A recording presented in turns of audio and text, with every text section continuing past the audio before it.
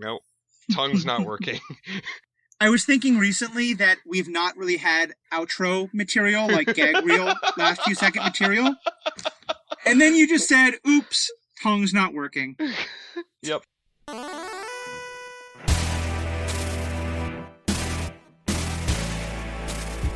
Hello, everyone, and welcome to another episode of the Superhero Ethics Podcast. My name is Jacob Milicic. I'm one of your hosts. Joining us, as always, is Matthew Westfox, another of our hosts. Matthew, hey guys, how we doing? Excellent. And then, also joining us, from the same latitude but a different longitude, but with a great attitude, we've got the one and only Jonah Kelman. Jonah, how are you doing this evening? Doing great. I might challenge the attitude bit. Sometimes I get a little bit sassy, but I can take it. Hey, look, I love sass, and perhaps that's not the best thing to say, but I enjoy it a lot, especially if anybody has listened to some previous episodes, you might notice a theme in some of the characters I tend to really enjoy and appreciate is they got some bite in their attitude. It's one of the reasons I like Jessica Jones a lot. But that's not what we're talking about this evening. We brought Jonah on because today we would like to talk about something related to Star Wars, specifically the Jedi and the Sith. And Matthew, why did we want to talk about this? The reason why this has been a topic I've wanted to get into for a while is, we had an episode a while back where we did talk about the Jedi and where the Jedi went in the Last Jedi movie and the Jedi core beliefs. And there's so much more to scratch the surface with in this topic. And I'd been thinking about it for a while as something that would be a great thing to get into. And then Jonah's a fellow judge. That's how Jacob and I know him. And you and I were at, I think, a rap party after one of the events.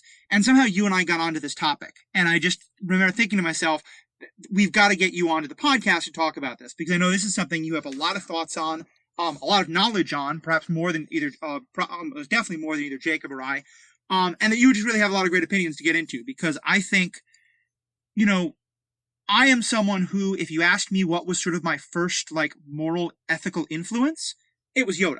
I remember being a 5-year-old, 6-year-old kid and thinking about things that Yoda had said as oh, okay, that's how, that's what it is to be a good person. And I think that's true for a lot of people. I think for a lot of people, of our generations, if you grew up on Star Wars, the stuff from these movies had a lot to teach you about right and wrong and anger and fear and all this kind of stuff. And it's stuff that we all kind of take for granted, but have never really had a chance to dig into and look at those lessons and maybe even question them some. So to me, this was just a fantastic topic and one I really wanted to get Jonah on to talk about. Yeah, and I think among the topics we tend to discuss, we like, interesting villains and we like conflicted heroes, but we also like this broad sort of philosophical challenge, right? And especially if the philosophies or the ideologies or the religions that we're dealing with are crafted in a particular way that is compelling, it can help us to engage with the media and to raise some of these types of questions. So, Jonah, if you could kind of explain to us who in the world the Sith are. Who are these Sith guys? They're the good guys, right? Yeah, definitely. We're done. Now the Jedi are... So to be clear, a little bit of what I'm going to dip into is the Legends canon, the pre-Disney canon, because that's where a lot of my experience lies. Sure. Some of it has been removed from the official canon, some of it still exists. The general premise is approximately 25,000 years before the Battle of Yavin, there was a planet of people who could do some sweet magic shit. They were the original Force users. And they had two sects that I can't remember the names of off the top of my head. One was worshipping one moon, the other was worshipping the other moon. And the two core beliefs were essentially freedom versus order. And the Jedi Order developed from the Order side, and the Sith from the freedom side.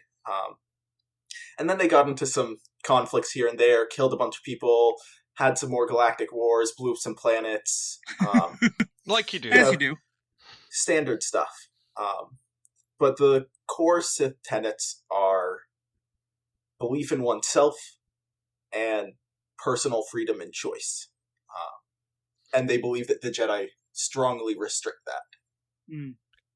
I- And I should say, just to be clear, we're going to be talking primarily today about the films and TV shows, but also bringing in some stuff from some of the books and some of the video games, because it's really just such a rich canon in so many directions. And as a spoiler warning, we're going to be spoiling almost all of that. So if you've not seen all the movies, if you have not seen or are not planning to see Attack of the Clones, the TV show, as well as the movie, the Clone Wars TV show, I mean, definitely stick around. If you haven't seen some of those, go watch the Star Wars movies and come back and listen, or just stick around anyway. But definitely full spoiler warning. So, sorry, Jonah, go on. Wait, real quick, I'm gonna hang up. You're gonna talk about the Clone Wars, which I do intend to watch. I don't want to get spoiled, so have fun, guys. We will not spoil too many details, but I am going to draw some things from that show. No, that's fine. I'm sorry, Jonah. Continue. One big point that I want to point out is the difference between the Sith Order and Dark Jedi. Dark Jedi are Jedi Knights or Force users who have fallen to use the dark side of the Force, which is generally considered to be more powerful but damaging to the user and dangerous, but they're not necessarily followers of the Sith code. Right. And that's one thing we'll get into, because I know this hasn't really been explored much in the movies, but certainly in the TV show, The Clone Wars, and in some of the books, we do get to explore some Force users who are, some who are not on the dark side necessarily, but not with the Jedi, and then quite a lot we get of dark Jedi, as you said, people who are drawn to the dark side of the Force, but who are not the Sith. So that's a really good distinction. So, and to clarify, the dichotomy you were describing, Jonah, between the Sith you said were on the freedom side of the equation. So essentially, yeah. Is that's personal freedom, or is that yes. freedom for everybody? A mix of it too. The primary tenet is do what you want, and if I can stop you from doing what you want, well, then I get to do what I want. So you can have your freedom as long as I get to do whatever I want. Sure. As we were joking in our little discussions on Instant Messenger prior to this podcast, that strikes me as a bit libertarian in practice, which is interesting because it's not really something that I had considered prior to you making that point. And I do find it's fascinating that the base idea of personal freedom doesn't seem particularly evil, and yet the Sith are painted often in that way in narratives, especially in the movies. Why do you think that is, or is it because we just don't explore that aspect? I mean, I think a part of it is that it's a lot easier to sell good versus evil than something that delves into the complexities of morality in a movie. TV shows are much more able to delve into the gray space because you can have character development. Right. But it's also very easy to point to selfishness and be like, that guy's being evil. But if you look at what Emperor Palpatine professed to want, he wanted order in the galaxy. He wanted things to be regulated. One of the reasons he nominally pushed to be Supreme Chancellor is because of the corruption of the Republic. It was everywhere. And it wasn't really anything anybody could stop. If you look at The Phantom Menace, we start with a company blockading a planet because they wanted their resources. Mm-hmm. Right. And what did the Republic do? They're like, well, let's send some guys with swords and say, hey, could you not? Hey, magic swords. And they said, hey, could you not, very convincingly. The negotiations were short. Yes. Right. My clear understanding, though, is that's what Emperor Palpatine is claiming to want. It is absolutely not what Darth Sidious wants. For Darth Sidious, the bring order to the galaxy is 100% just a means to an end for the development of his own power. I would say it's 100%. So is it fair to say then, well, first of all, let's just talk about Darth Sidious, the Emperor, for a second. You were talking about personal freedom. It certainly seems like in his case, and in Darth Vader's case, and many other of the, most of the Sith who we meet, at least through the movies, Count Dooku and the like, the idea is they want to have their own complete and total personal freedom, But if the way to do that is to utterly restrict everyone else's freedom, they're okay with that. Do you think that's a fair assessment? Yeah. So it's more the ideology is I should be able to use my power, use whatever tools in my toolbox to achieve what I want to achieve, and if I succeed, great. But nobody should. There's not any code or set of precepts that stands in my way of doing that. Right. Right. And that, again, like, not everything about that idea is bad, but there is this, like, what I find fascinating is that the purported reason for the rise to power of Palpatine, as you said, was he wanted to bring order to the galaxy, which is a very, Jedi thing. The Jedi would be on board with that general principle. And it's interesting how using that language actually enabled this rise to power in this totalitarian regime to take place, or military regime, I guess I should say. Because at the end of the day, I think it's a line in the in A New Hope, but there are regional governors now when the Senate gets dissolved, so there's still a hierarchy. It's not just like one single person and nobody else is in power. But yeah, and I think we'll get more into this when we start talking about the Jedi. But Jonah, I'm curious if you'd agree with this.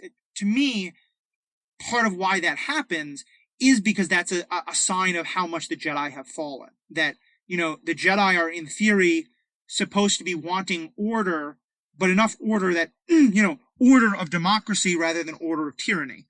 And that a part of why the Emperor is able to so thoroughly hoodwink them in the prequel movies and in all that entire story is because they have somewhat lost, the Jedi have very much lost their way and have lost the ability to kind of recognize that, when you start saying, I want to bring order and do it through tyranny, that to hear the problem of the tyranny there. Yeah, and something that I'm thinking of is that the Jedi are kind of pushing for galactic freedom. They want everybody to be free to live out their life the way they want to. They preach non-interference for, like, undeveloped cultures, where the Sith might go in and just take resources or be like, these people could use this technology, let's give it to them. Whereas the Jedi would be like, no, they need to develop at their own pace. However, that means that they're also not going to interfere when a more advanced civilization is like, well, we want to use them. Right. And they get caught in moral quandaries of, we said you could do what you want because we're not going to impose our will on you, but also you're doing bad things now. Right. So first of all, I find it a little ironic that it appears we're doing yet another episode about a culture that has a prime directive. And realize that the Jedi have that non-interference rule. Because we just did something about Star Trek and then about the Orville. I mean, they're not the great, like, the Jedi are probably the worst at adhering to such a directive. Oh, they're terrible because they get emotionally involved, even though they're not supposed to get emotionally involved. I'm so glad you brought that. Oh, up, yeah. Because that. Oh, yeah. And let me just go back nonsense. to the thing first about interference, and then we're going to have a lot to say about emotion. But so obviously it's not what Palpatine is going to claim, but from the Sith ideology, it seems like part of what we're saying here is that freedom is wonderful, but freedom goes to the person who has the most power to take it. And so, for example, if the Trade Federation is able to take what they want from Naboo, then, well, Naboo wasn't strong enough, so they don't get freedom, but the Trade Federation does. Is that pretty fitting, do you think? Oh, absolutely, for the Sith. Yeah. So, getting on the because I cannot, like, I'm so happy to start talking about this aspect of the Jedi and the Sith, because it's a place where I think the Sith are right and the Jedi are completely wrong. The one thing the Sith do, the one thing they embrace is their emotion, right? The Sith don't deny their passion, they embrace their passion. And that's part of their core tenets. At least one iteration of the Sith code that I remember from the Knights of the Old Republic video games is this: there is no peace, there's only passion. It's or something like that. Peace is a lie, there is only passion. Peace is a lie, there's only passion. That's right. Brought up the two codes. Yes. Yeah, why don't we actually, because I think it's going to tie very much into this, why don't we take a moment to actually read the full code and then discuss it? Dibs on the Sith code. Yeah, you Go got for it. Code it out. All right. Peace is a lie, there's only passion. Through passion, I gain strength. Through strength, I gain power. Through power, I gain victory. Through victory, my chains are broken. The Force shall set me free. Now, just to be clear, you read that off real fast. Did you have it up already, or do you just have it memorized? I'm working on getting it memorized because it's the correct one, but I did pull it up. Okay. So there are many ways to interpret that that code, that what's the word I want to use? It starts with a dia or similar. That directive, right? There are many ways to interpret that directive that are deeply, deeply problematic. However, the one thing it has over the Jedi Code is that there's nowhere in there where it says deny what you feel, deny yourself, because that's the only way to be pure or whatever fucking nonsense they're trying to shout. Like, that's the one place, like, I'm on board with a lot of what the Jedi preach up until they're all like, and you can't feel anything, and you can't have friends, and you can't have worldly attachments, and it's like, yeah, whatever. So apparently I'm going to be the Jedi here because Jacob wants to go with his strong emotions, but I'm going to hold us to some order that we talk about the Sith just a little longer till we get into how bad the Jedi are. I mean, we can't, it's, they mirror each other, right? It's almost impossible to talk about one absent the other. But I agree. We can talk just about the Sith, I guess. All I'm saying is let's lay out each one a little bit on its own terms and then really put them in a conversation with each other. Sure. So anyway, the Sith code, right? Obviously that is very easy to use to justify tyranny, right? Because you walk through that whole thing and go, cool. What I want power, I want control over the people around me, so I'm going to do that. And there's nothing in here that says I can't. In fact, this thing is saying, do that. Live your dream, pursue your bliss. One of the things that is a constant among members of the Sith is that they feel that they have been restrained in some way. Right. The founder of the modern Sith Order, the guy who came up with the Rule of Two, Darth Bane, he was essentially a mining slave. Technically, the mining colony was a part of the Republic and he got paid wages, but the costs of housing and food were higher than his wages, so he was locked into industrial slavery. Mm-hmm. And when he got the opportunity to escape, the Sith are like, hey, you want to join our army? He's like, snap in. They're like, here's how you can make your own choices now. If somebody says no to you, you can say, fuck you, and shoot him. And he's like, all right, that is much better than having to get beat up by my boss because he thinks I didn't meet quota, even though I did, and somebody stole my work from me. Right.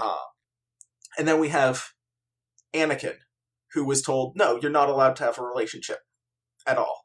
You have Dooku, who's told, we don't think that you are as good as you think you are. You're not a master. You're not an elite. Things are fair. Your opinions about the corruption in the Republic are wrong. Darth Maul was orphaned, and he might have been a little bit brainwashed, but again, he went through hardship and was told, there are things that you have to do to seek freedom, to be able to make your own choices. And that's what they're pushing for, really.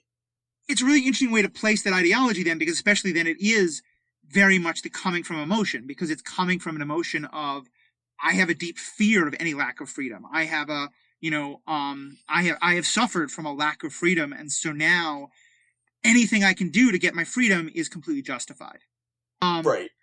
And where do you think the idea of,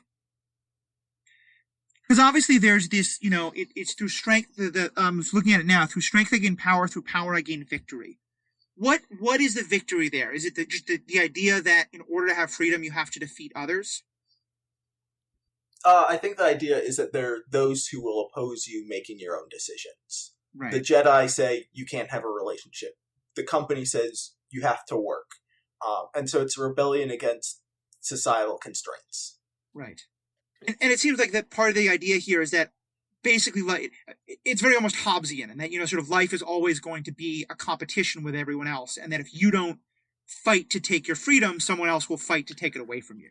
Oh, absolutely. Am I right? So that the Sith would say that any kind of system which allows everyone to have the freedom to swing my fist as long as it doesn't hit your face, that's something they would just have no interest in, or that they just don't believe it would be possible?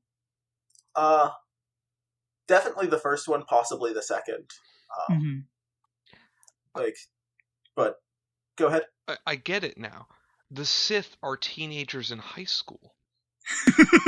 It's a metaphor. The Jedi are your parents, and the Sith are But no, like, seriously, there is something very adolescent about where that direction is. And this is not to diminish the philosophy, because I do think that, again, like, yeah, a lot of Sith do a lot of bad things, and at the end of the day, I think denying your own feelings is worse, and being told that you can't be a person is worse. But there is something very, very adolescent about I am being controlled. I'm not allowed enough agency in my own life. I'm going to rebel. Right? I'm going to rebel, and I'm going to try to, like, I gain this power, and then I'm going to use that power and break free of whatever is holding me back. And I don't necessarily think that the moniker of adolescence that I'm ascribing here is 100% negative. I just think it's something that appeals very much to people who have ever been in a position like that. And it's interesting because if that is effectively a shared origin story behind every Sith, there are a lot of wronged Force users in the galaxy. I'm sure that it's like, no wonder they keep cropping up, right? Yeah. I mean, look at Kylo Ren, right? Like, now, I'm not a huge fan of the new movies, but that's another 3-hour conversation. But what's his backstory? He felt like his family abandoned him and didn't trust him. Mm-hmm. Right. And then he was just like, well, no, I am powerful, I am strong, and I can control myself. And there's that rebellion. Right. I think one of the important things about the Sith Code is, if you want to apply it to your own life, is to not see it as victory over others, but victory over challenges that you face. One of the reasons the Sith get so combative is because the Jedi are there saying, no, you're not allowed to do this. Mm-hmm. If this Jedi Order didn't exist, the Sith wouldn't go around murdering people. Which is interesting, because it seems like the biggest, like when you're telling the story about Kylo Ren, the reason why that happens to Kylo Ren is in large part because of Luke's fear. Like, Right. It seems like so, and this is a wonderful cycle that we'll definitely get into, but like, so much of the things that the Sith hate about the Jedi are when the Jedi go to, look, it's not, because as you were saying, Jake, I'm sure, we'll get into this, like, when you're oppressing emotion so much, the emotion comes out in the terrible ways. Mm-hmm. Let me ask one other thing about the rule of two, especially. Can you speak a little bit more about where does that come in? Because it would seem on the surface that the idea of a culture that fundamentally has to have a master and an apprentice goes against everything we're talking about. But I'm curious, so how does that fit into the Sith Code? So, the rule of two, for those who don't know, is two there should be, no more, no less, one to embody power, the other to crave it. And back in the day, there were a lot of Sith, order of hundreds or thousands. They had fleets filled with fighters piloted by Sith. And one of the tenets of the Sith, as we've mentioned, is to find victory in personal strength. And so there was, let's just say, a lot of infighting, which was damaging to the Sith Order. And what would happen is, over time, 2 or 3 or 6 apprentices would be like, well, our master's suppressing us, and they'd gang up and kill him. But any individual wasn't as strong as the master. And so over time, because of this backstabbing, the Sith Order had begun to decay. Mm-hmm. Darth Bane realized this, and he's like, well, if we make it a system of 2, the apprentice has to be stronger than the master To beat and the so master. to be able to continue. And so the strength of the Sith Order will continue to grow over time. And so it's maximizing their personal freedom. It's maximizing their freedom. And then it says to the apprentice, you're as free as you can be. If you're stronger than me, great, kill me. I highly, highly recommend the Darth Bane trilogy to anybody who's interested in this. It is old canon, but it's a fantastic read. And Darth Bane, does at one point gain an apprentice, and they have the conversation of, yeah, if you kill me, A+, good job. If you wait until I'm weak or sick and then you kill me, fuck you, you're a shitty Sith. Mm-hmm. Interesting. And yeah. Does that answer the question? It does, and Jacob, forgive me, I'm going to spoil a plot detail about the Clone Wars, but not a huge one. So, Jonah, how far are you into the relationship between Count Dooku and Ventress? Not terribly far. Okay, then I won't get to ask the question anyway, so it doesn't matter. Yeah. I have one more quick thing I want to throw out here, and then we can move on to the Jedi and really get into Jacob if we want to kind of putting the two in a conversation. I think I'm not quite as big on this as either of you guys, in part because I think for me, my issue has never been about feeling I had to repress emotions. It's always been much more about wanting to kind of dial my emotions back. And I know that for many, like when I read this, when I think of wild and like having my emotions be completely free, that to me feels like it's not freedom because I feel like I'm being driven by my emotion instead of doing what I might necessarily want, more rationally. Where would the Sith, is there a part of the Sith code that's also about, freedom from your emotions in any way? Or is that that's not a way they would see it in the slightest? So there is a degree of control. For example, after Darth Bane initiated the rule of two and went into hiding, the Sith were gone from the galaxy for nearly 3,000 years.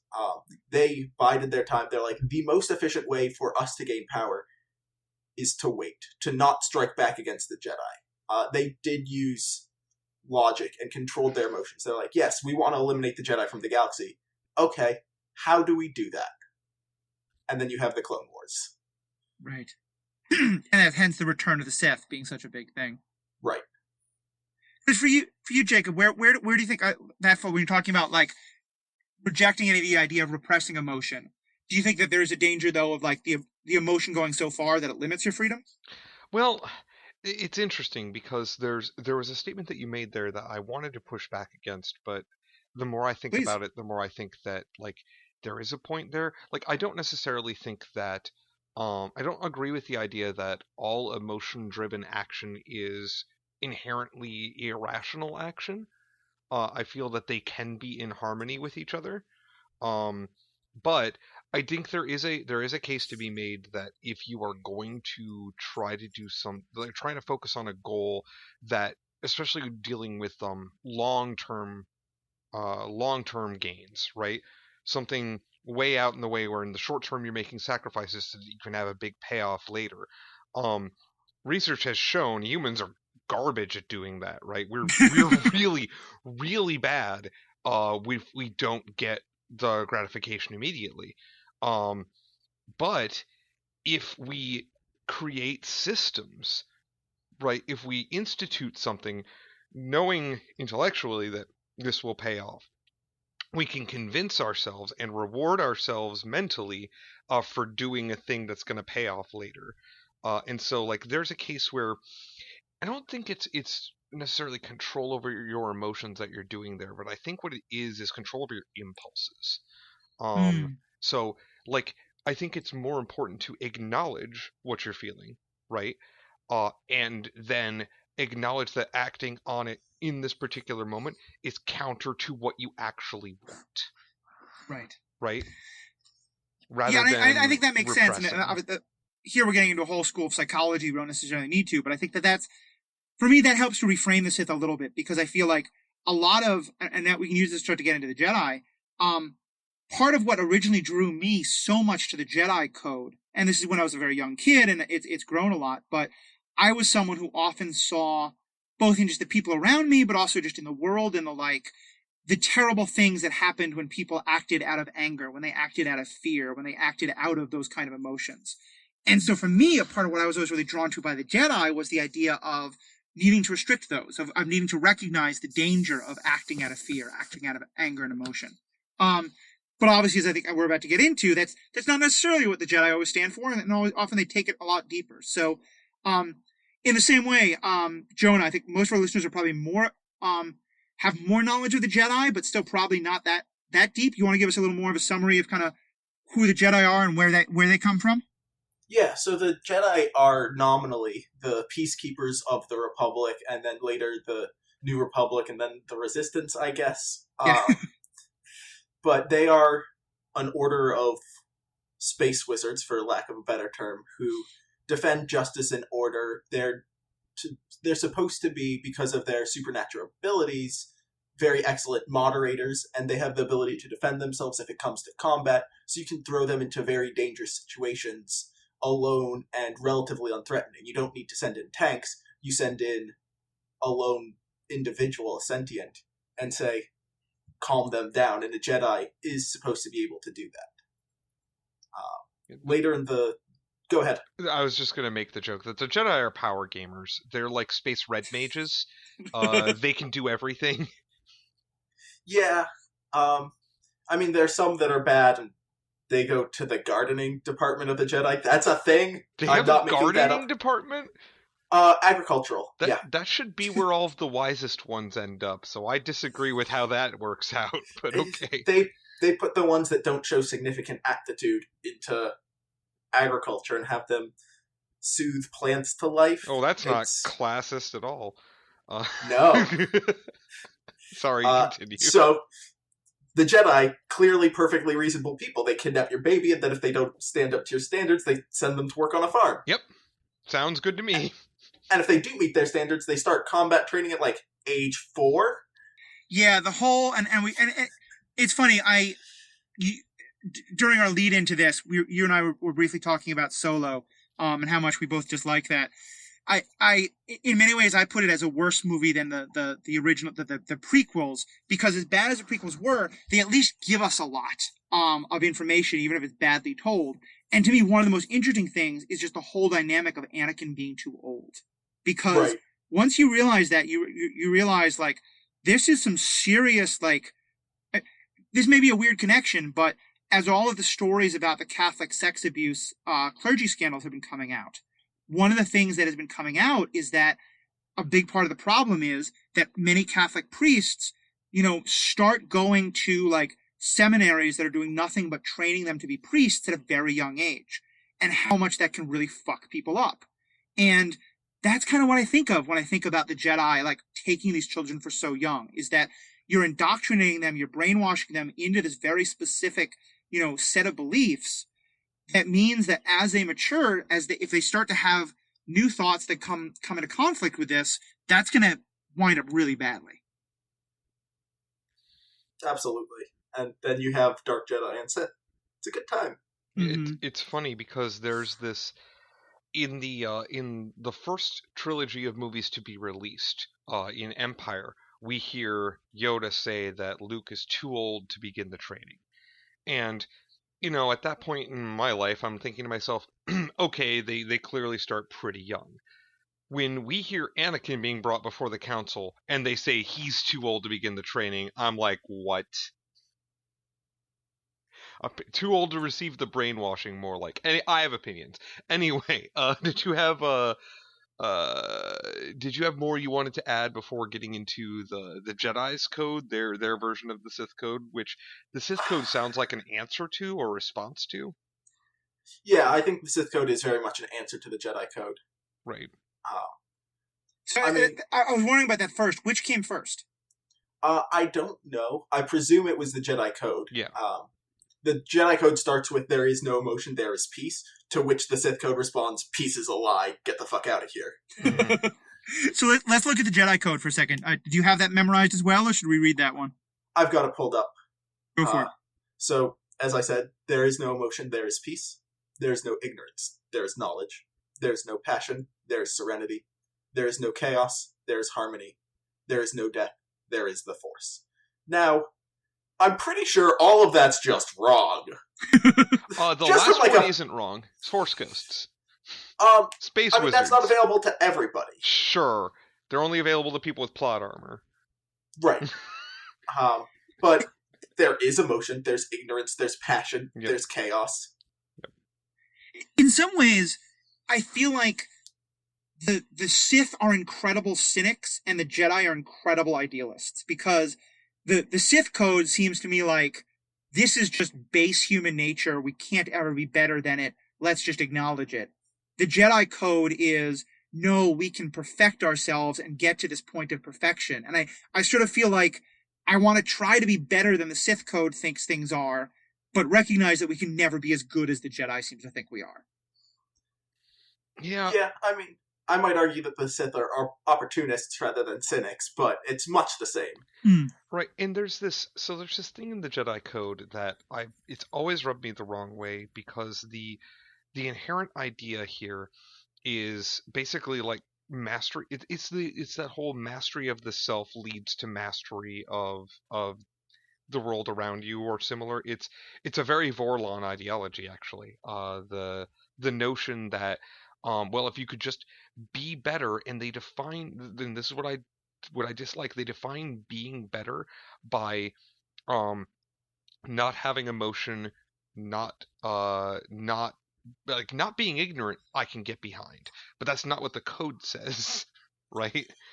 Here's a question: would the Jedi get into the good place? I can't answer that. I don't know. I'm so glad you like that show so much. I don't think they don't do, like, the Jedi Code doesn't preach goodness. It preaches order and abstinence. Yes. Oh god, the abstinence especially is so dumb. Well, so the goal of the Sith is very much about this code will help you and fuck everybody else, and who cares? Who do you think the Jedi... Hold on. The Sith Code is, this code will help you. That extra stuff is you. Well, you ascribe that to the Sith. The Sith are fine people. I disagree because evidence. I mean, name one Sith who hasn't fucked somebody else over on purpose. I mean, there's one guy in the old canon. He just wanted to spend time with his family. He did that for a while. Then he died. All right, okay. Cool. So one guy. But my point is that the perfect Sith. Can we at least agree the Sith seem to be fairly value neutral about everybody? Oh, yeah. The point of the code, there is nothing altruistic about the Sith Code. Oh, not in the slightest. Who do you think the Jedi Code is trying... Is the Jedi Code about how to perfect yourself, or is there at least a claim of altruism about, like, that this is what is best for everybody? I think that they're applying galactic ideals. They're saying no person in the galaxy is ignorant if we give them knowledge. Mm-hmm. There is knowledge. We can give that to somebody who is ignorant. We can give peace to somebody who has emotions. We can force harmony onto disruptive lives. Right. And so they're trying to say, yeah, we can make the galaxy a perfect place. And then nobody actually dies. It just looks and feels like it. That's where they kind of lose me. Yeah. I mean, like the idea there, as I understand it, is that they almost worship the Force, and insofar as that is the thing that they're tied to, and they feel that it takes precedence over, like, it doesn't matter what happens to you, right? What matters is what happens to the Force, because the Force is this all-encompassing thing that, needs to be healthy and nurtured, right, and given all of its vegetables and taught good Christian morals or whatever. Not good Christian morals, though, because that's not what the Jedi are about.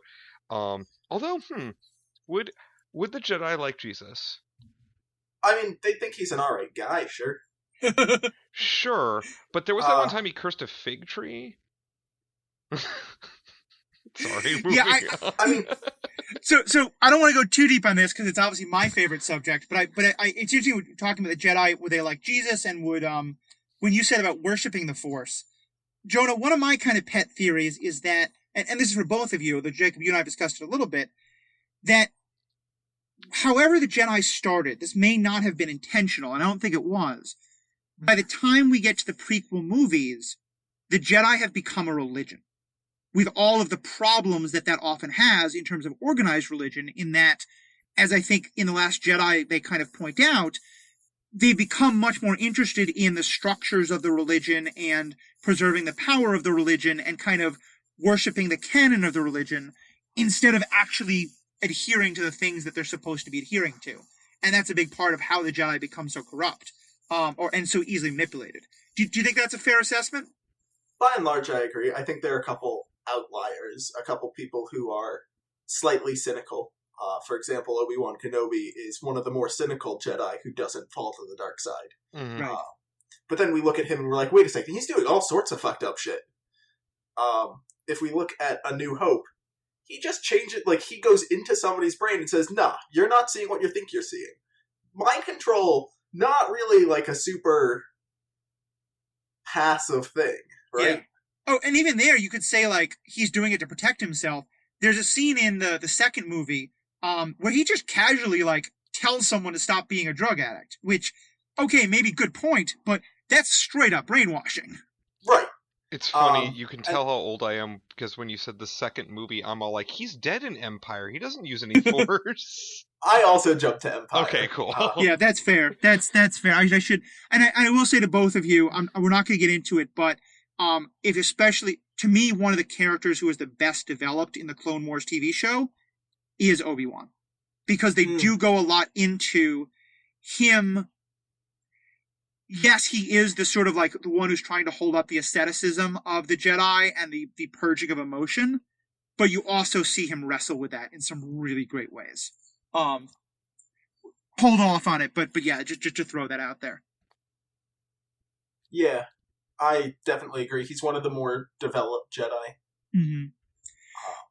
Well, and so I bring up that thing about the Jedi sort of becoming a religion because I'm not sure if we see this with the Sith, but one thing I think is interesting is the Jedi seem to have to change fairly dramatically their portrayal from the Knights of the Old Republic era to the prequel movies to the regular movies to the newest movies.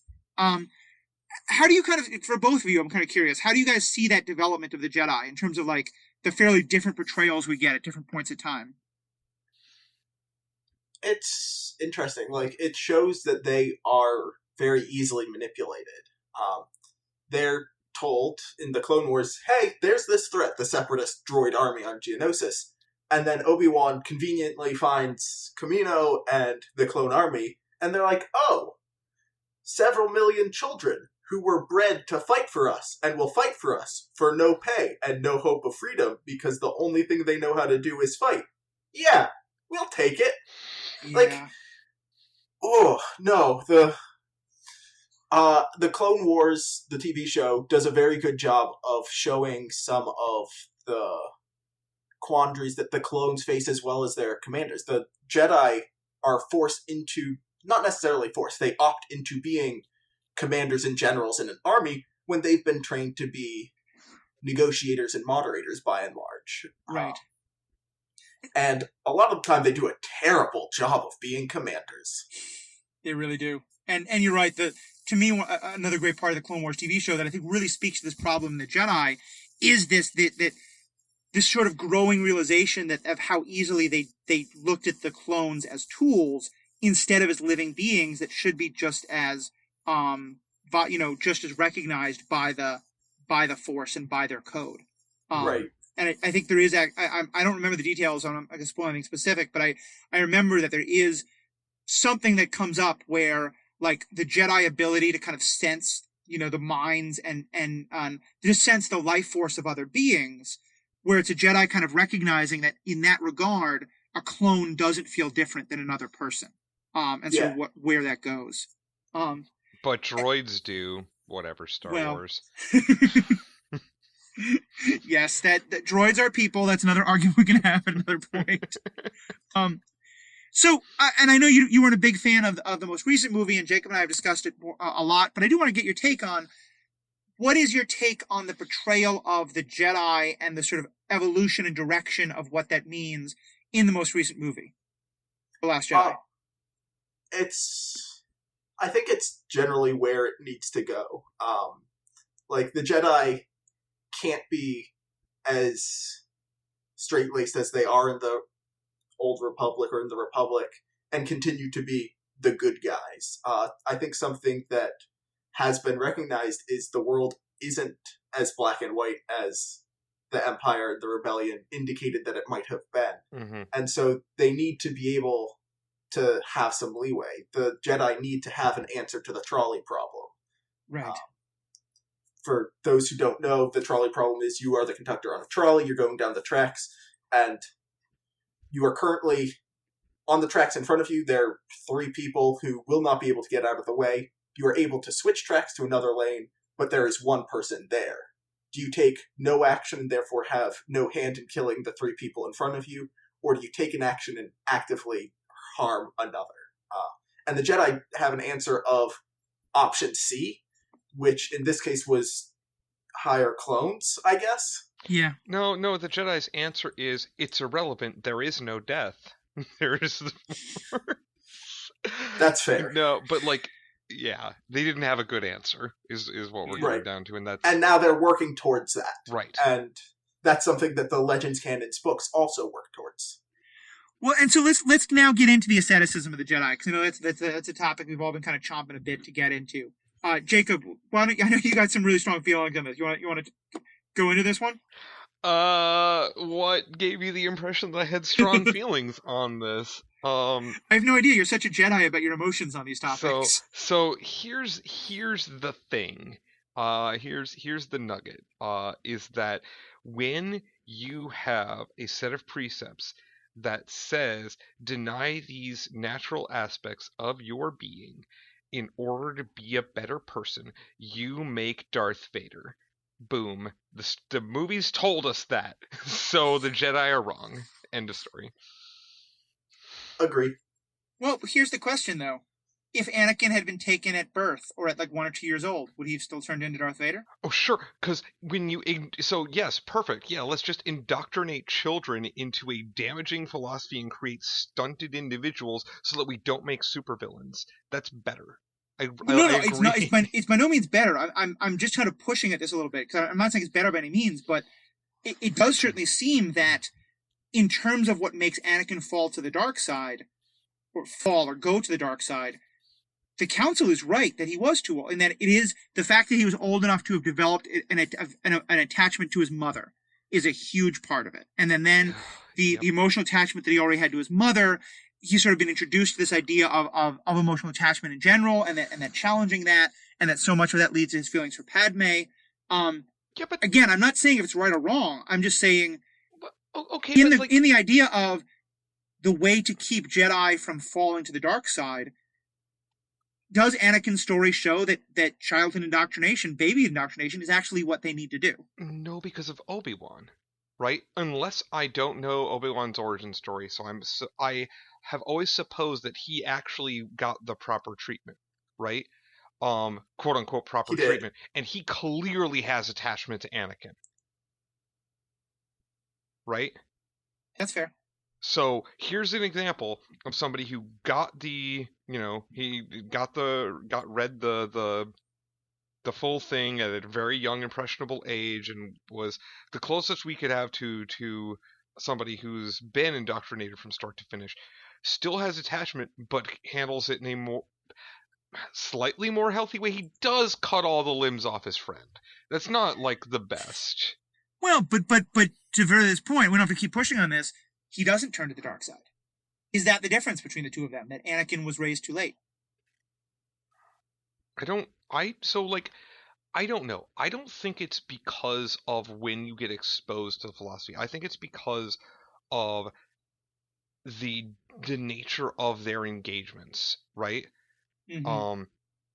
And because, like, here's the thing that we don't see on screen unless it happens during Clone Wars. We don't see a romance subplot for Obi-Wan on screen, right? We don't see them trying to deny, or him trying to deny himself this very natural, very healthy, and generally beneficial thing in his life. Whereas we definitely see Anakin put into that position, and, like, completely going, nope, I don't care, I'm going to do this thing and pursue it, which wasn't a problem until another force started to try to corrupt him, right? Like, right. It wasn't just because he was, hooking up with Padme and eventually getting married and stuff. That wasn't why there was a problem. It wasn't because they were having seeds in the fields where they were saying, no, it's because I love you so much. Like, that's not why he turned. He turned because the Jedi were corrupt, so the villain had a point, and he got manipulated. So in a way, he got exposed to the other side of the spectrum manipulating him, and then fell into that trap. I guess my argument is manipulating anybody is bad. I can agree with that. I will say the Obi-Wan having a pull of romance is a story that gets explored in a really interesting way. One reason I really want you to see the Clone Wars. But yes, I definitely think I think your point is well taken. So with that, let's now actually put these two in a conversation. How do you? And I really appreciate, Jonah, the point you were making about how much these two have been formed in response to each other. That the Sith were very much a response to the Jedi, and it sounds like a lot of the way the Jedi evolved from their origins is a response to their emotional reaction to the Sith. And so they're now kind of cyclically tied to each other. But how are we feeling about, obviously the films portray the Jedi as 100% the good guys, the Sith as 100% the bad guys. But let's complicate that a little bit more. Where do you see these two belief systems in terms of ideas of morality? Or ethics, since that's kind of the ballywick of this podcast. Sure. I don't think either of them land in a particularly great place. They're both very damaging to... They're both not respectful of the opinions of others. The Sith Code, they're just talking about personal strength, and the Jedi Code and the Jedi are about, in a different way, but they're about imposing their beliefs onto others. Yeah. And neither of those is particularly ideal. I mean, in a way, I love the way you just said that, because I haven't thought of this before. The Jedi feel very colonialist, very sort of like, the colonial attitude of, we're going to the savages' land to teach them how to be civilized, and to teach, like, that there's a pretended belief in altruism, and some folks may even believe that, although clearly it's not. And the Jedi have kind of a similar way of, we think we know what's best for everyone else, and so we're going to do that, whether or not they want it. It ties into what Jacob said earlier. The Jedi are your parents. They're the ones who are like, no, that's not good for you. Don't do that. Mm-hmm. Trust me, I know better. And sometimes the Jedi are right in those instances, but that doesn't make what they do right. Sure. Right? I mean, sometimes they're wrong. Yes, sometimes they're wrong. See the Clone Wars. Right. Well, and so that's kind of a good question for it is, we were talking about how the Jedi have shifted, and sort of that by the Clone Wars, we're sort of seeing like the Jedi when they've gone wrong. Has that desire to tell everyone else the right way to do things and to somewhat control others to make them do the right things, has that always been a part of the Jedi, or is that supposed to be something that has more come in as part of the Jedi's, being corrupted? I think it's something that's always been a part of the Jedi. Mm-hmm. I mean, it does actually seem to be part and parcel with their core tenets, whether, like, it's very easy to read between the lines and find that, right? Yeah, I mean, it certainly seems like it's just the whole idea of, like, the taking the kids and all these perspectives, it definitely seems like that's always their attitude is, we know how to fix things, and that's if we know what is right, then that's all that matters. Here's the quote that I wanted to get up. This is from Revenge of the Sith. Obi-Wan Kenobi, renowned Jedi. Only a Sith deals in absolutes. Hold on, what? Are you saying there's something ironic about that statement? I mean... It's like rain on your wedding day. It's a free ride when you've already paid. At that point, hearing that, you're just like, wait, Obi-Wan, do you not know what words mean? Are you a Sith? Yeah. Is Obi-Wan secretly a Sith? Has this entire franchise been a lie? Right.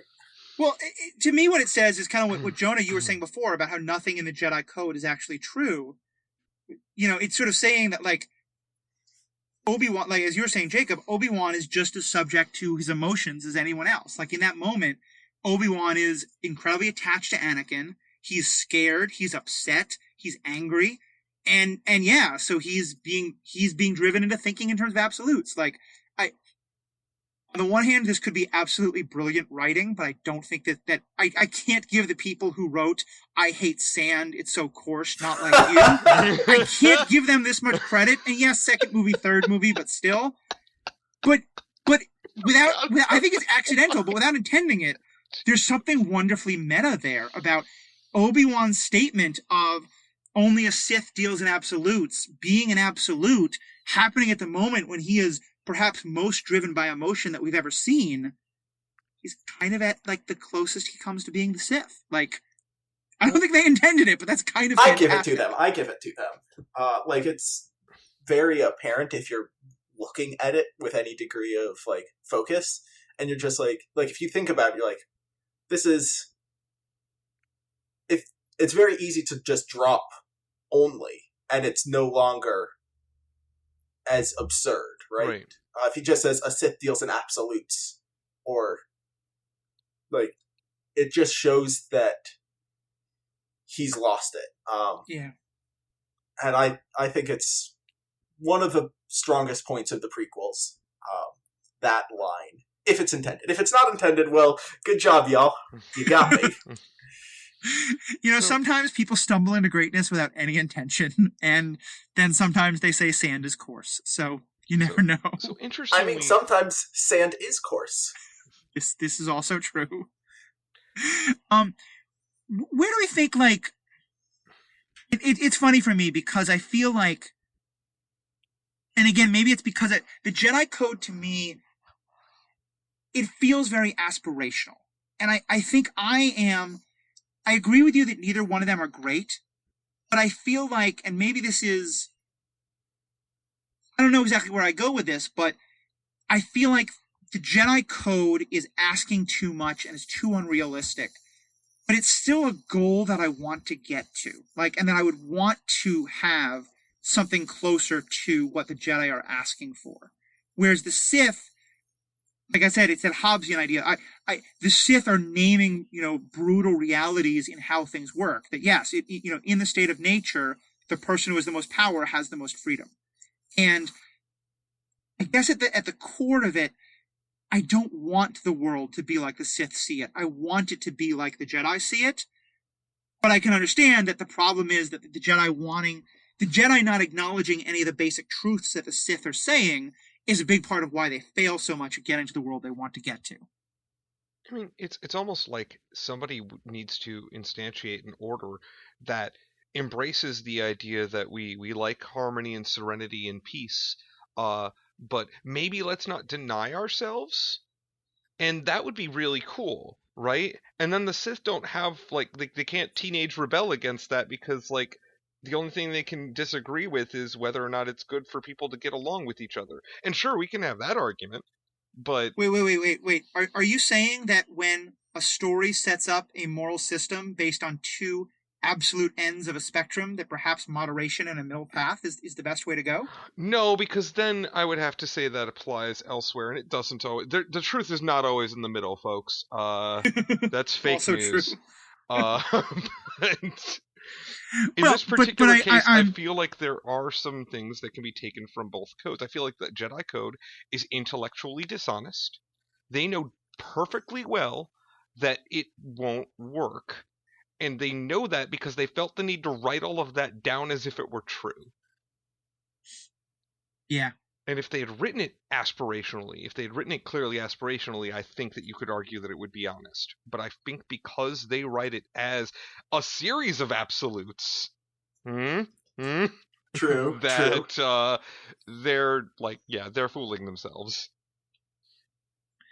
Yeah, well, and that speaks to, and I've gone into this before, and so I'll be brief on it, but to me, one of the reasons why I love Last Jedi so much is it gets to the idea of that there's a good core at the heart of the kind of Jedi ideology at the Force, but when it becomes a religion, when it becomes the institution, it is when it all goes wrong. And that's why I do kind of love, especially even what you're saying about the writing it down, Yoda and Luke kind of embracing the idea of burning the books themselves, that kind of the problem is the writing it down. The problem is the building the institution. Only they actually didn't burn the books. I know. I hated that moment from the movie. I was so pissed at that. So bad. Like, why would you do that? robs that entire scene. Anyway, moving on. Sorry, didn't mean to interrupt. Well, and to go back a few things, is that's my one comment about what Jesus was seeing about the Jedi, is because to me, one of the most important parts of Jesus' message again and again in Scripture, if it's something you care about, is Jesus is constantly telling the established religious organization of the day, you care too much about what's in the books, you're not listening to God enough. And there I do see a parallel of the kind of, where I want them to go in Last Jedi. I don't know if they're going to go there in the last movie, but is the idea of trying to say, like, the mistake of the Jedi was to write things down, was to have absolutes, was to codify all this. And we need to get back to just kind of trying to live in harmony with the Force. So there is no official gray Jedi code, but there are a lot of people who've put one together either in the old canon or in Star Wars The Old Republic MMO. And essentially something that's common through the various codes for the middle path is there is only the Force. I listen to the Force. I keep balance. And I think that supports what you're saying. The writing it down and codifying it and saying these rules will apply to every situation is where the system breaks. Because any set of rules, no matter how complex, as we very well know as judges, fails at a certain point. And they're like, hold on, how does humility work again? This is stupid. Humility is when you don't think too highly of yourself. Oh, wait, that's it. So the Grey Jedi are the ones who are just saying, in any given situation, if I reach out to the living Force, it will answer me, and I will know what is right. And it may be right in one case to hurt somebody, and in another case that is very similar to not hurt anybody. And you have to take things case by case. You don't just provide knowledge to everybody. You don't overpower everybody. You find what the situation requires, and because you have access to this vast pool of guidance and a little bit of foresight and personal strength, you're able to effectively guide the fate of the galaxy. That's the idea. I don't think anybody does a particularly good job of that. I was going to ask, do we get introduced to any characters who are kind of embodying that, or does it not really happen much? In the Legends canon, because they have the time to develop those stories, you do get there. You get to the point where you're like, oh, so this is what a Jedi assassin looks like. Neato Keen. Trained with Mandalorians to learn how to hunt people who need killing. Yeah. And the Jedi Order's like, no, you're a pretty chill person. We like you. You do good. Even though you're killing people, it is the best thing for the galaxy. And we trust your judgment in the Force. Oof. Mm-hmm. It definitely seems like the Jedi can wind up with a real ends justify the means kind of idea here of their higher goals are so important that anything that gets to that is acceptable. Right, and that's what happened in the Clone Wars. They're just like, yes, we need to stop the Separatists from taking over the galaxy. And so what they did was they put Palpatine in charge. Right. And I don't know if you've seen the other movies, but that did not turn out so good. What do you mean?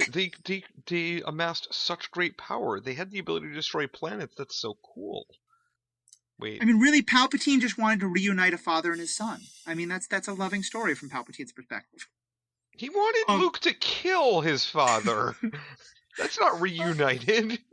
A shared activity. We got them to see each other again. Famous shared activity that really brings a father and son together. Mm-hmm. Well, but actually, Jonah, part of what you're saying, again, I don't know if I can give the writers credit here, but you may be giving me an answer to one of the questions that has always bothered me so much about the Clone Wars movies, Attack of the Clones and all that, is we never actually get told why is republics and planets breaking away from the Republic a bad thing. Like, that's never discussed in any way. We learn that the people who are running it all are evil, and then we later learn that even them, like, everything was manufactured. But there's never a talk about, like, why it's so bad if some people want to just be like, nice Republic, we don't want to be part of it anymore, peace out. Right. And I'm wondering if is part of the idea that we're supposed to get there that is exactly kind of that is the point, is that the Republic doesn't have a good reason to not let the Separatists go, but that it winds up just being exactly the kind of thing that the Sith are afraid of, that the Republic wants to keep the Separatists in order because that's all it knows, because it can't conceive of the idea of just letting the Separatists have the freedom to separate themselves from the Republic. That's definitely a significant part of it.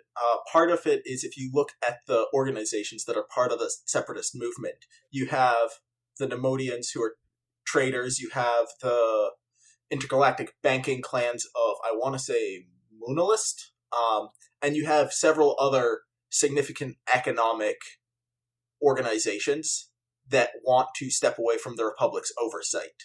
Right. This is kicked off by the Nemodians trying to take over Naboo and being like, yeah, we just want to control this. Can we have this? Mm-hmm. And so part of it is the Republic saying, no, you can't just take planets from the Republic. And these corporations saying, but their queen signed off on this paperwork. She said it's fine. Ignoring the fact that there was coercion in tanks in her front yard. Right. But it's definitely, part of it is the organizations that are splitting are venal and greedy and they just want more for themselves. But part of it is the Republic doesn't know what to do without them. If people don't listen to them, if people aren't listening to the Senate and to the Jedi, how do they maintain order? Mm-hmm. Yeah. And so people have to listen to them. And actually, Jacob, goes to your point, because when you think about when do parents really become problematic, one of the biggest ways that parents can start becoming, really kind of pushing power on their kids, if not downright abusive, is when the kid starts to want some freedom and some authority, and the parent isn't ready to let go of the idea that they're supposed to always be in control. And that way, you're right, that a parent is a perfect metaphor for the Jedi in that situation.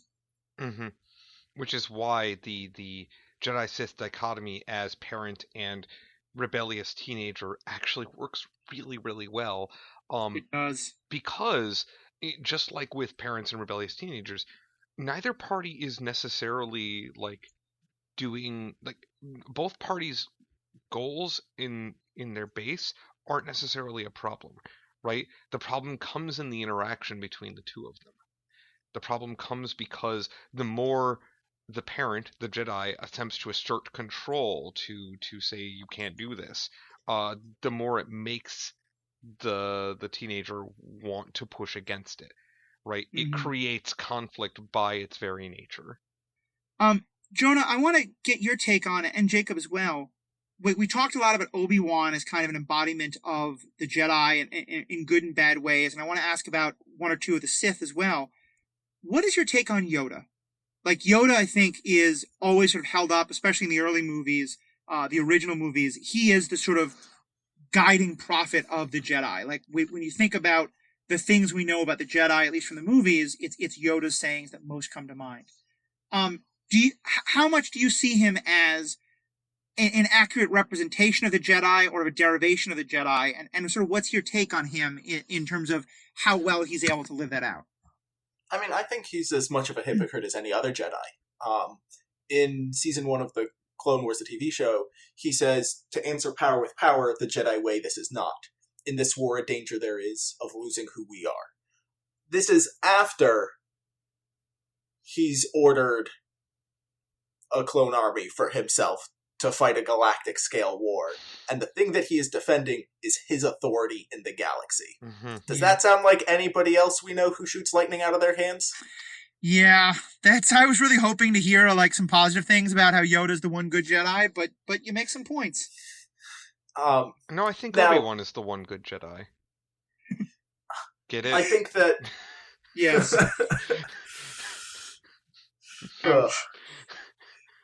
I don't think Yoda is as bad as some Jedi, but he tells Anakin that he can't have emotions, should be able to suppress them, when he clearly has them. Right. And while Yoda may have mastered his emotions, that doesn't mean that Anakin has. And I think that being yeah, sometimes we're wrong, and you should be allowed to vent your emotions. That would have solved a lot of problems. If somebody had been like, yo, what's up, Anakin? How you doing? He's like, well, this fucking sucks. They're like, yeah, you're right, it kind of does. Yeah. Life is like that sometimes. And he'd be like, all right. Well, Thanks, Broda. And this may be a case where I'm wanting too much to cherry pick the canon, because Sure. I do feel like of all the things that the prequels got wrong, or at least that they changed dramatically in ways that I really didn't like, the character of Yoda, I feel like, is that more than anything. Because I do feel like the perceptives that Yoda has in the original movies, yes, it is too much avoiding emotion and his inability to understand why Luke wants to go help his friends and things like that. But so much of his teaching about not even that emotion is bad, but the danger of letting yourself be carried off by emotion makes a lot of sense to me. And then in the prequels, I think you're right, though. It is much more of a, he wants the control, he wants the power, not even getting into, like, bouncing around the room with a lightsaber. I hated that part so much. And I can headcanon it to say that the Yoda of the original movies is because Yoda has reflected on how wrong he was in the prequels and has learned things. It may also just be bad writing. I don't know. But certainly, yeah, to me, I hate acknowledging it, but I think you're right. The Yoda, especially of the prequels, is just as hypocritical as any of the rest of them. I mean, I think that what you said is that he did reflect. He saw everybody he know be killed, or most of them. Some of them went into hiding and were killed later, and he didn't get to watch them die. But he was there for Order 66. He felt the deaths of the Jedi Order because of choices he made. Yeah. And choices he made to uphold the status quo.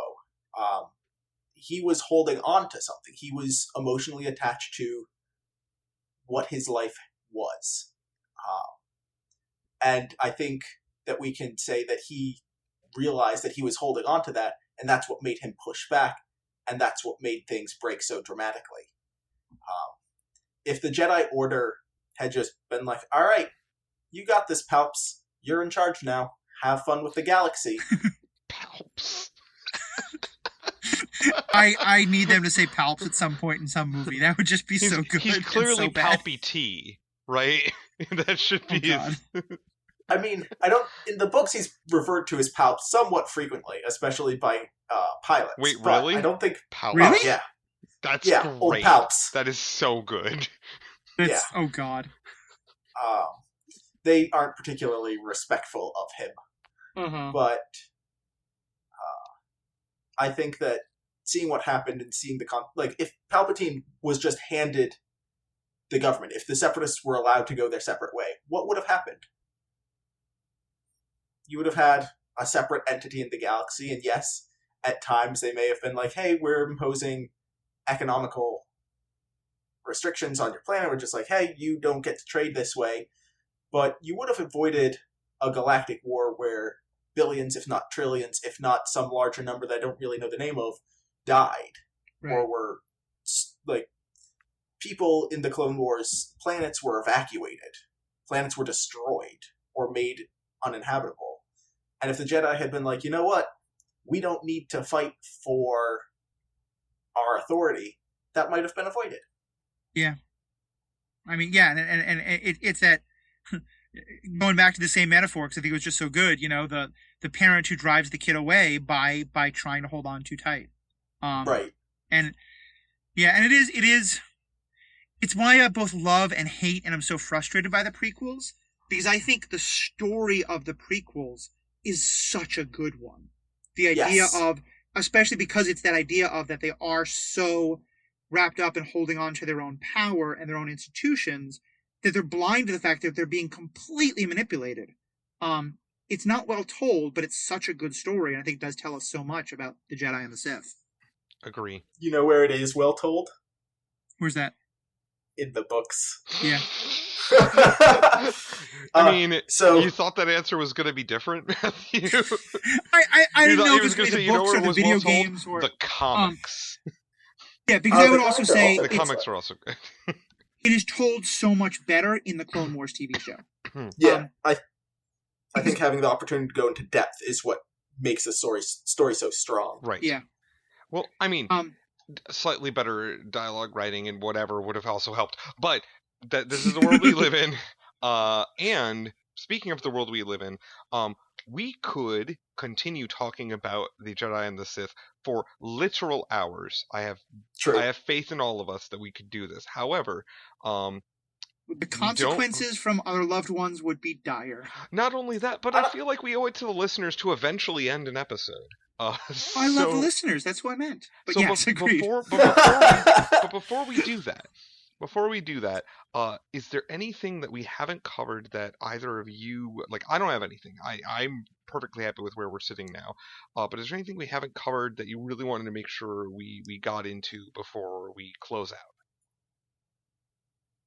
Let's see. Yes. One of the things that I just want to say is I am a big fan of the Legends canon books, and while they may not be the current canon, I think they tell very good stories and very interesting stories that make you ask questions. And there are about 150 of them, just a little bit under. I want to give a couple recommendations. Go for it. So, as I mentioned earlier in the show, the Darth Bane trilogy is about the foundation of the modern Sith Order. The book Darth Plagius is about the man, the meme, the legend, and is very good in setting up the Clone Wars. It's about the steps that takes Palpatine to the night of the Naboo invasion. From there, the Republic Commando series, which is 5 books long, is the Clone Wars told from the eyes of, essentially, slave soldiers and how they interact with the Jedi. Kenobi is a Western set in between Revenge of the Sith and New Hope. And then I'd recommend way later, if you want to go real deep onto the philosophy and the ethics of the Jedi, particularly, not so much the Sith, you have the New Jedi Order, Legacy of the Force, and Fate of the Jedi, which is about 50 books all told, but it tells the story of the fall of a Jedi to the dark side, and it is fantastically well done. Are those the Timothy Zahn books people keep telling me I should read? The Zahn books are also incredible. So at one point I was guiding a friend through this, and as I mentioned, about 150 books, and they're like, how many books can I skip? And I looked at the shelf and I'm like 6 of them aren't that useful, but the rest you really want to read. That's a lot of material. I will be dead. Yeah. Especially now that you've launched into the small little oeuvre that is Brandon Sanderson. Mm-hmm. Oh boy. That is a topic for another day, Star though. Wars. Yes. But I want to just close with one last. To our listeners, we're gonna provide links to all of those books in the notes, in the show notes for the show. 150 of them. Well, the main ones that Jonah just highlighted. But I want to throw one last question out for Jonah and also for both of you.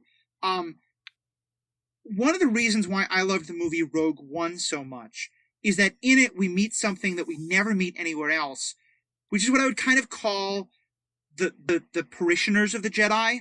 Like, we meet people who are not Jedi, but they believe in the Force and they believe in the Jedi, and they're kind of, like I said, the parishioners. They're the ones who are like the much minor on the scale. Is that something that was made up for the Rogue One movies, or is that a part of the larger sort of Jedi ethos in the larger canon? There are definitely people who essentially worship the faith of the Jedi. They're just like, yep, the Jedi will protect us. They are not just the clergy, but protectors of the faith and representatives of the reality of our faith. They're like, yep, this is evidence that what I worship is true. There are many people who worship or believe in the Force without being sensitive to it. Right. That makes sense. All right. Well, yeah, my battery is just about to run out. It looks like on my computer, so I think we definitely should wrap up. Jacob, any last things you want to say before I do the closing? No, other than what we've already said, and I really look forward to seeing that giant pile of links in the show notes. Most definitely. Yeah, Jacob, thank you as always. Jonah, thank you so much. This has been such a great opportunity. I'm so glad you got to be a part of this. Absolutely. And to all of our listeners, thank you guys. We do this podcast because of you and because we like Jacob and I love to hear ourselves talk, and I think Jonah's probably in the same boat, but we love to engage with people. And more recently, more people have been posting on our Facebook group or on Twitter and keeping the debates going from the episodes, and we would love that. So tell us what you think. Tell us, are you more Jedi or Sith? Do you think we were totally wrong on some part of this? Or do you agree on some part of this? Where do you see yourself falling? Please let us know. You can tweet at us or find us on Facebook. All that'll be in the show notes, but it's Superhero Ethics on either Facebook or on Twitter. And both Jacob and I have our own Twitter. Jonah, how can someone find you if they want to kind of respond to you and what you had to say here?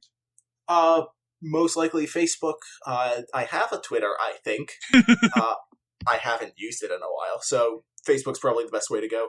Cool. All right, so all that will be in the show notes. And also just thank you guys for being great listeners. There's now a lot of you have been asking how you can support the podcast. There's a couple of great ways.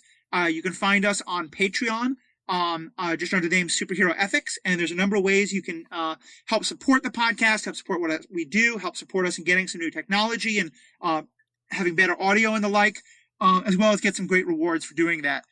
You also now have a way to, excuse me. You also now have a way to show your superhero ethics love with t-shirts and mouse pads and things like that on TeeRepublic at superheroethics.com, Superhero Ethics. All that, again, will be in the show notes. So, but the best way to keep supporting us is just to talk to us, to let us know what you think, to share this with a friend, and just to help keep the conversations going. So, on behalf of myself, on behalf of Jacob, on behalf of Jonah, thank you all, guys. Cool. Have a great day. Hold on. Before we exit, want to shout out to Jack Hess again for the use of our intro and outro music. Wonderfully bookends the show.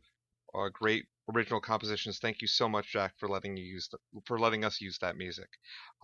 And because we didn't mention it, since I'm on Twitter, I'm going to keep doing this for a while. I am botsr, the letter R, people2 on Twitter. Go ahead and give me a follow. I don't post much, but what I do talk about is dumb. So yep, it's pretty great. And my personal one is Cape Ethicist. So yes, thank you so much, Jack. Thank you. The music is incredible, and you're about to hear it as we take us away. So thank you guys all. Have a good day.